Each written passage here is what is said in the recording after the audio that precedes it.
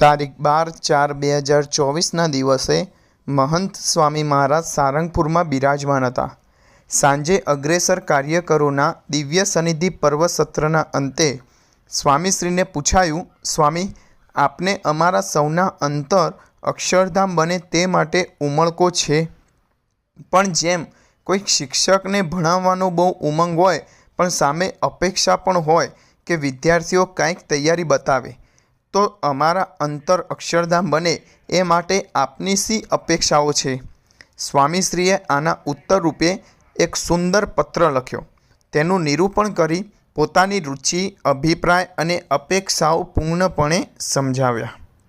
પહેલું છે અક્ષર પુરુષોત્તમની ઉપાસના જીવમાં દ્રઢ કરવી. બીજું, નિયમ ધર્મમાં પાક્કા રહેવું.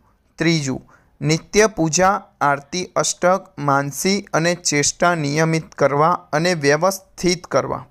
ચોથું, સત્સંગ વાંચનનો ખટકો રાખવો. વચનામૃત, સ્વામીની વાતો, જીવનચરિત્ર. પાંચમું, ઘર સભા કરવી. છઠ્ઠું, સમ, દાસભાવ, દિવ્યભાવ, ગુણગ્રહણ જેવા ગુણો આત્મસાત કરવા.